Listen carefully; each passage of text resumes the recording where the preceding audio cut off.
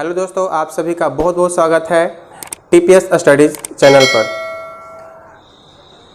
आज हम लोग इस वीडियो में इंट्रोडक्शन क्लास साइंस का क्लास 8 का इंट्रोडक्शन क्लास हम लोग लेंगे, जिसमें साइंस के बारे में पढ़ेंगे और क्लास 8 के जो सिलेबस है हमारा, उस सिलेबस को हम लोग पारा पारी से एक एक चैप्टर वाइज जो है देखेंगे कि क्या क्या चीज़ें जो है 8 क्लास में हमें पढ़ाई होनी है। तो आइए पहले हम लोग साइंस के बारे में देखते हैं। साइंस क्या है।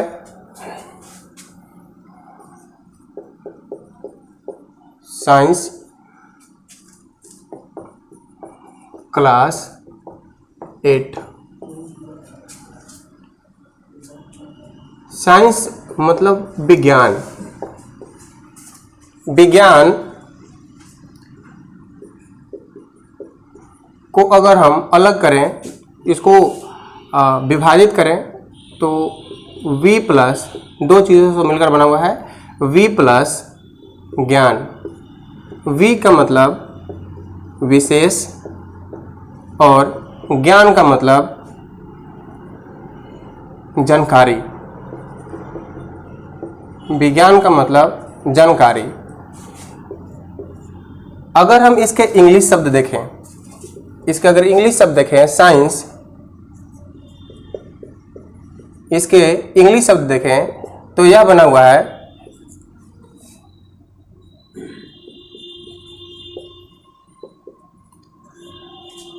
हुआ है अस्कैंटिया से। यह एक लैटिन शब्द है। यह लैटिन शब्द है।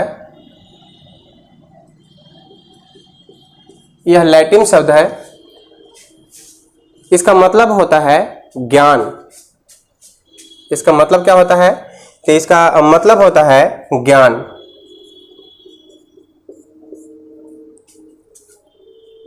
इंग्लिश शब्द जो है साइंस हमारा, वो बना हुआ है अस्कैंटिया से, जो एक लैटिन शब्द है, और विज्ञान जो हमारा हिंदी शब्द है, यह दो वर्ड से मिलकर बना हुआ है V प्लस ज्ञान। V का मतलब विशेष और ज्ञान का मतलब जानकारी। अगर हम किसी वस्तु के बारे में अगर हम जानकारी लेते हैं, तो वह विषय हमारा विज्ञान कहलाता है। अगर कोई आपसे डेफिनेशन पूछे, परिभाषा पूछे, तो आप 6 क्लास से ही आप 5 क्लास से ही आप पढ़ते आए हैं, 6 क्लास से ही पढ़ते आए हैं कि साइंस विज्ञान जो है किसी वस्तु के विषय में जानकारी हमें देता है। यानी किस तरह की जानकारी देता है, तो व्यवस्थित जानकारी देता है। किसी वस्तु के व्यवस्थित जानकारी ही क्या कहलाती है, विज्ञान कहलाती है। ये तो बहुत ही सरल भाषा में हम बोल रहे हैं। व्यवस्थित जानकारी। किसकी व्यवस्थित जानकारी, तो किसी वस्तु के व्यवस्थित जानकारी ही क्या कहलाती है, विज्ञान कहलाती है। अगर हम थोड़ी सी और विस्तार से अगर हम बात करें, तो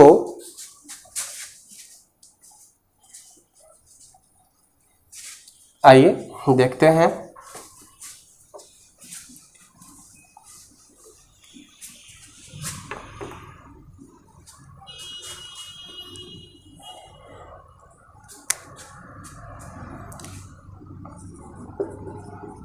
स्पेसिफिक और दूसरा हमारा सिस्टमैटिक।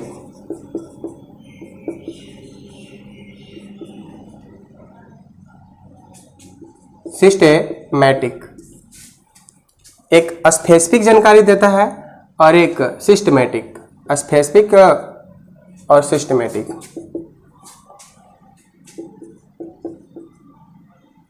क्रमबद्ध और व्यवस्थित, या फिर विशिष्ट कह सकते हैं। विशिष्ट। स्पेसिफिक अगर किसी वस्तु के विषय में जानकारी दे, या सिस्टमैटिक दे, यानी क्रमबद्ध दे, तो हम उस सब्जेक्ट को विज्ञान कहते हैं। यह किसी वस्तु विशेष की जानकारी देता है, किसी वस्तु विशेष की जानकारी देता है, यानी वह अपने बारे में जानकारी देता है। विज्ञान को कुछ एग्जाम्पल के द्वारा समझते हैं। यह बहुत ही आसानी ढंग से हमें समझ में आएगा, क्योंकि प्राचीन समय में जब उस समय व्यक्ति का विकास हो रहा था, उसको सभी चीज़ों का जानकारी नहीं थी, तो बस वह मान लेता था कि ये चीज़ होता है तो होता है, या फिर वह रोक देता था कि भगवान का यह दिया हुआ सारा का सारा चीज़ है, या कोई भी प्राकृतिक घटना घटता था तो समझ जाता था कि भगवान का, गॉड का लीला है। वही नहीं समझ पाता है कि इसके पीछे कोई साइंस छिपा हुआ है। जब धीरे धीरे करके जो रिसर्च करने वाले व्यक्ति हैं, जो खोज करने वाले व्यक्ति हैं, जो प्रयोग करने वाले व्यक्ति हैं, वो क्या किए, उसके पीछे उस वस्तु से विशेष जानकारी लिए। आप एग्जाम्पल के रूप में जल को देख लीजिए। जल तो हम लोग कहते हैं कि यह तो अपने आप ये सब घटने वाली घटनाएं हैं। मतलब वर्षा होता है, वर्षा का पानी समुद्र में जाता है, बादल फिर से वर्षा करता है, समुद्र में जाता है, और इसके बारे में हमको विशेष नहीं मालूम है। बस जानते हैं कि वर्षा होता है और उसके पानी फिर चलकर समुद्र में चला जाता है। इसके पीछे जल चक्र को हम लोग नहीं समझे थे कि आखिर यह जल कहाँ से आता है। बस सोचते थे कि ऊपर से वर्षा हो रहा है तो वह भगवान वर्षा करा रहे हैं, या फिर गॉड वर्षा करा रहे हैं, या अपने आप वर्षा हो रहा है। तो साइंस इस रहस्य से पर्दाफाश किया। कैसे? तो कहा कि पहले तो जल को बोला कि यह तीनों रूपों में पाया जाता है, कि ठोस में भी, द्रव में भी, गैस में भी। अगर हम जल चक्र को समझें तो पहले आते हैं, देखते हैं जल चक्र क्या होता है। तो पानी जो है, किसी तालाब का, किसी नहर का, किसी नदी का पानी क्या करता है, वह समुद्र में जाता है। समुद्र में जाता है या फिर तालाब में से, या कुआं से, या किसी नहर पोखर से, वह क्या होता है, तो सूरज की किरण से, क्योंकि सूरज की किरणों में ऊष्मा होती है, उस ऊष्मा के कारण वेपोराइज होना शुरू हो जाता है। अगर वह वेपोराइज करके कहाँ जाएगा, तो ऊपर में जाएगा, आकाश में जाएगा। एक ऊंचाई तक जाने के बाद वह क्या होता है, एक गैसीय रूप धारण कर लेता है, जो हम बादल, जिसको हम बादल कहते हैं, क्लाउड कहते हैं। अगर उस बादल में किसी तरह से अगर ठंडापन आता है, या अगर ठंडा होने लगता है, तो उसके जो मॉलिक्यूल्स हैं, यानी जो वेपर के जो मॉलिक्यूल्स हैं, जो कण हैं, वो संघनित होना चालू हो जाते हैं। संघनित होने के बाद क्या होता है, वर्षा के बूंद के रूप में नीचे आना चालू हो जाता है। तो ये कौन बताया हमको? ये हमें बताया साइंस। हम लोग जानते हैं कि जल का 3 रूप होता है। यह ठोस में भी होता है, ठोस मतलब जब बर्फ रहता है तो ठोस के रूप में होता है। यह जल यानी लिक्विड के रूप में भी रहता है, द्रव अवस्था में रहता है। और जलवाष्प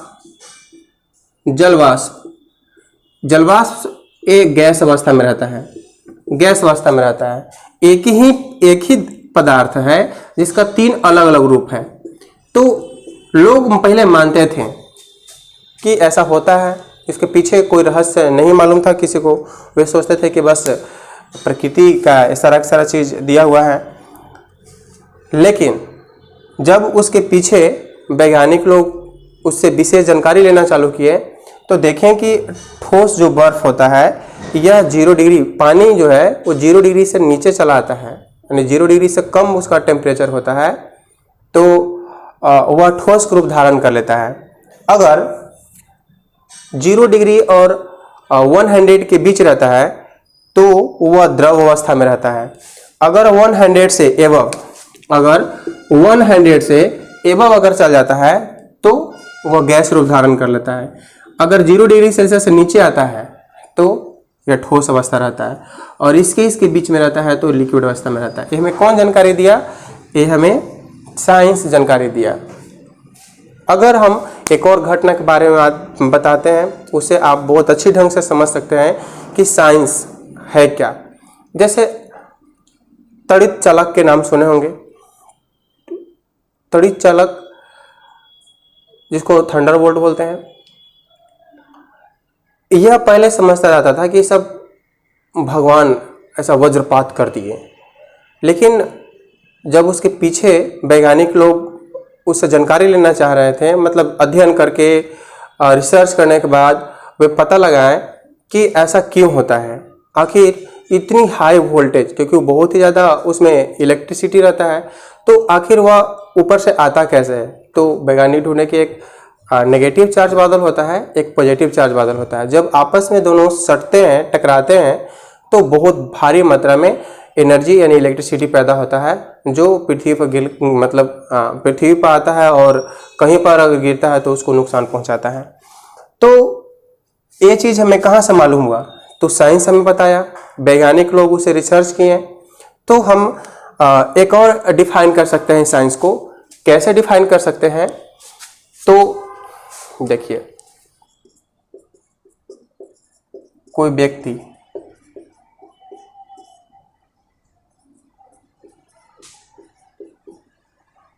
प्रकृति के उस रहस्य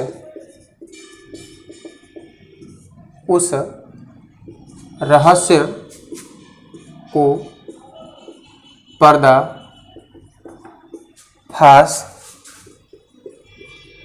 पर्दाफाश करता है। कैसे करता है? तो विचार से, अवलोकन से, अध्ययन से और प्रयोग से।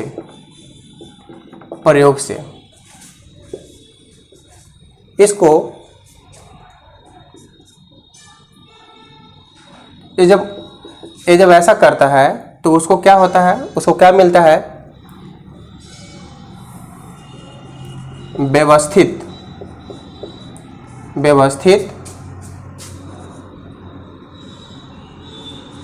एवं क्रमबद्ध जानकारी प्राप्त होता है।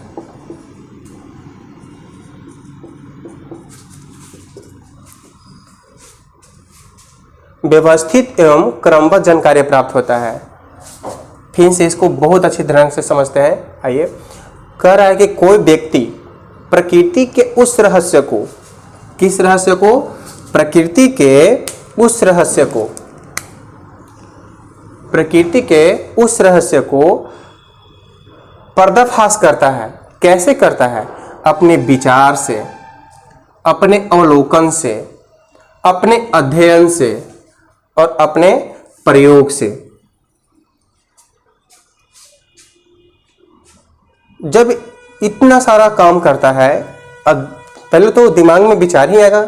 जैसे आइजैक न्यूटन के बारे में सुनते हैं, उनका मन में विचार आया था कि आखिर एक कोई वस्तु जो है आखिर पृथ्वी पर ही क्यों गिरता है। विचार आया। विचार करने के बाद क्या किए? विचार करने के बाद अवलोकन किए, देखें, या भी दोनों कह सकते हैं, साथ साथ क्रिया हुआ। देखें तब विचार आया उनके मन में। उसके बाद क्या हुआ? उसके प्रति वो लग गए कि खोज करने के लिए लगे कि आखिर ऐसा होता क्यों है, आखिर पृथ्वी किसी वस्तु को क्यों अपनी ओर खींचती है। तो वे अध्ययन किए, खूब अध्ययन किए। खूब अध्ययन करने के बाद क्या किए? वे प्रयोग किए और अपने प्रयोगों से उसको सिद्ध किए कि ऐसा पृथ्वी के गुरुत्वाकर्षण शक्ति के कारण ही होता है। तो बताइए, एक साइंटिस्ट इतना सारा काम किया और उसके बाद क्या मिला? उसके बाद मिला उसको व्यवस्थित। अब जितना सारा प्रयोग करेगा, ऐसा तो नहीं कि प्रयोग कर रहा है तो सफल ही हो जाएगा। प्रयोग कर रहा है, कभी असफलता मिला, कभी सफलता मिला, कभी असफलता मिला। तो इस तरह से उसको क्रमबद्ध जो ज्ञान उसको प्राप्त हुआ और व्यवस्थित, इसी को हम कह सकते हैं कि यह किसकी देन है? तो यह विज्ञान की देन है। यही इस भाषा को ही हम लोग क्या कह सकते हैं? विज्ञान कह सकते हैं। हम लोग एडिसन के बारे में सुनते हैं। एडिसन कहा जाता है कि वो 999 बार प्रयोग किए, असफल हुए। लेकिन जैसे ही 100वां बार प्रयोग किए, 1000वां बार प्रयोग किए, तो वे सफल हो गए, बल्ब बनाने में वे सफल हो गए। अगर 999 बार अगर प्रयोग कर रहे असफल हो जाते हैं और कदापि आप नहीं करेंगे, तो वो इलेक्ट्रिसिटी का वो खोज नहीं कर पाते हैं। तो हम देखें कि विज्ञान जो है कैसे विकास किया, किस तरह से साइंटिस्ट लोग इसको मेहनत करके लगन से इसको आगे बढ़ाएं, और आज हम लोग साइंस के बदौलत ही हम लोग अंतरिक्ष में जाते हैं, सैटेलाइट भेजते हैं, और इस प्रकृति को हम लोग पर्दाफाश करने की कोशिश करते हैं। पर्दाफाश का मतलब उसके पीछे जो रहस्य है। हम लोग पहले सोचते थे कि सूर्य जो है हमारे पृथ्वी के चक्कर लगाती है, लेकिन यह खोज करने के बाद या रिसर्च करने के बाद क्या हुआ, तो पता चला कि नहीं, ऐसा नहीं है। वो सूर्य को ही जितने सारे प्लेनेट हैं, हम जैसे पृथ्वी पर आते हैं, बुध हो गया, आपका शुक्र हो गया, बृहस्पति हो गया, जितने सारे प्लेनेट हैं सौरमंडल में, सभी एक केंद्र में स्थित सूर्य का चक्कर लगाते हैं। तो यह विकास साइंस के विकास से ही ऐसा संभव हुआ, नहीं तो हम लोग पहले भ्रम में ही रहते हैं कि नहीं, बस जो होता है सो होता है। यानी कहने का मतलब कि अगर पहले चर्च में या फिर जो पादरी लोग होते थे, वे लोग अपने ग्रंथों में जो लिखे रहते थे, अगर उनका कोई भी अगर विखंडित करता था, उनके विचार को विखंडित करता था, तो उसको पनिशमेंट भी दिया जाता था। हम लोग गैलीलियो के नाम सुने हैं, उनको पनिशमेंट दिया गया था। क्यों? क्योंकि उस पादरी के जो विचार थे, जो किताबों में लिखा हुआ था, उसको विखंडित किए थे, इसलिए उनको मृत्युदंड दिया गया था। या फिर उनको, प्लूटो का भी हम नाम सुने होंगे, उनको भी इस तरह से, अरस्तु का भी नाम सुने होंगे, इस तरह से पादरी लोग उनको परेशान किया करता था।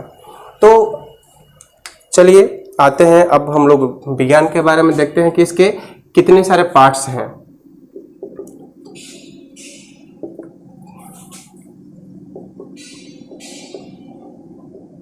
भौतिकीय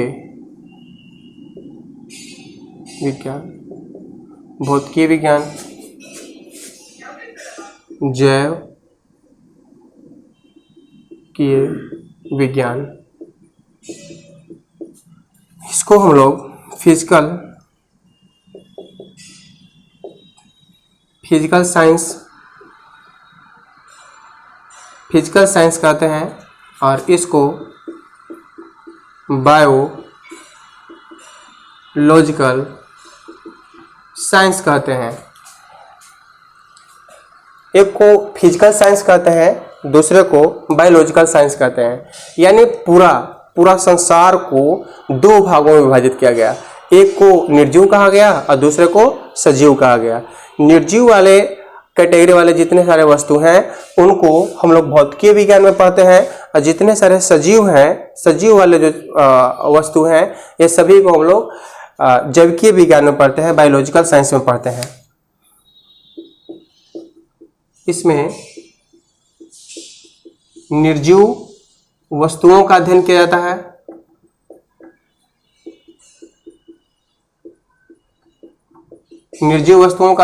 है, और इसमें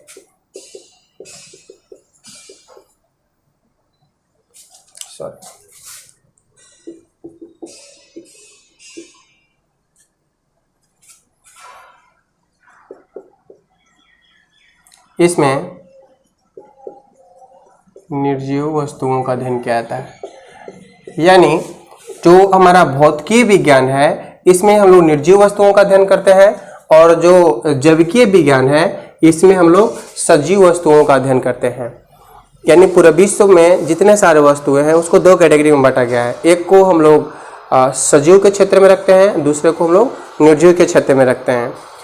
अगर कहा जाए कि भौतिकीय विज्ञान को कितने भाग में आप बांटिएगा, तो भौतिकीय विज्ञान को हम लोग दो भाग में बांटते हैं। एक को भौतिकी कहते हैं, जिसको फिजिक्स कह सकते हैं आप, फिजिक्स, और दूसरा जो है रसायन विज्ञान, जिसको हम लोग केमिस्ट्री बोलते हैं। क्या बोलते हैं? केमिस्ट्री। जैविक किए विज्ञान को भी हम लोग दो भागों में विभाजित कर सकते हैं। एक को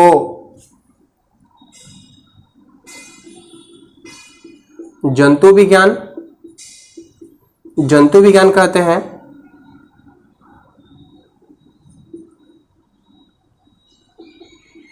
और एक को हम लोग पादप विज्ञान कहते हैं। जंतु विज्ञान को इंग्लिश में हम लोग जूलॉजी कहते हैं, ZOOLOGY, जूलॉजी कहते हैं। और पादप को हम लोग बॉटनी कहते हैं, बॉटनी कहते हैं। तो साइंस को इतने सारे क्षेत्रों में बांट के हम लोग पढ़ते हैं।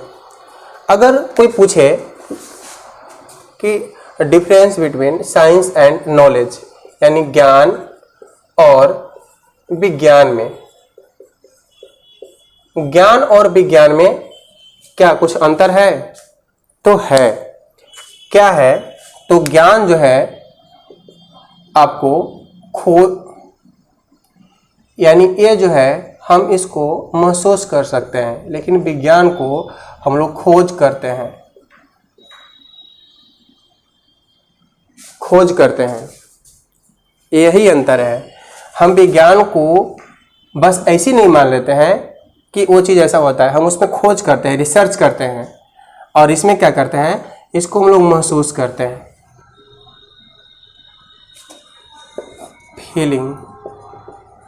फीलिंग ऑफ रियलिटी, और इसको बोलते हैं हम लोग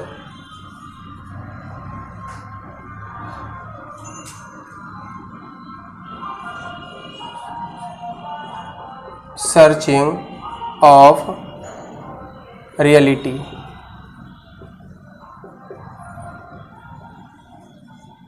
सर्चिंग ऑफ रियलिटी, और इसको हम लोग बोलते हैं feeling of reality.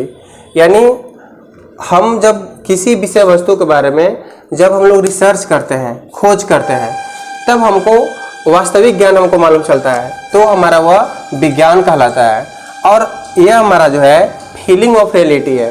Feeling of reality का मतलब हम किसी विषय वस्तु के बारे में हम लोग महसूस कर सकते हैं, तो हमारा यह क्या कहलाता है? ज्ञान कहलाता है। जैसे मान लेते हैं कि अपने माता पिता को क्या करते हैं?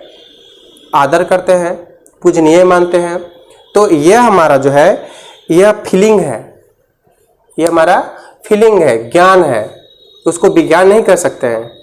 लेकिन अगर हमको एक बल्ब का आविष्कार करना हो, अगर हमको मतलब जैसे मान लेते हैं कि वैज्ञानिक लोग LED का आविष्कार किए, तो उसके बारे में कैसे बना, किस तरह से बनाया जा सकता है, कौन कौन सा मटेरियल उसमें प्रयुक्त होगा, तो उसको रिसर्च करते हैं, खोज करते हैं।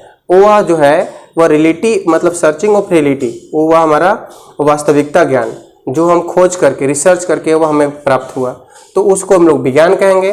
और जो फीलिंग ऑफ नॉलेज है, फीलिंग ऑफ रियलिटी है, इसको जो हम लोग महसूस करते हैं, जो हमें सिखाया जाता है, वह हमें क्या होता है? तो उसको हम लोग ज्ञान कहते हैं।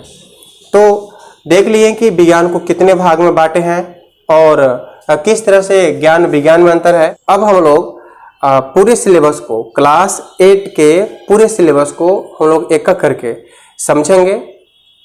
तो आइए हम लोग पूरा सिलेबस को पारा पारी से समझते हैं। उसके बाद हम लोग नेक्स्ट वीडियो में एक एक चैप्टर्स मतलब प्रत्येक चैप्टर को डिटेल से हम लोग अध्ययन करेंगे। तो पहले सिलेबस को देख लेते हैं और उसके बाद हम लोग चैप्टर वाइज पढ़ना स्टार्ट करेंगे।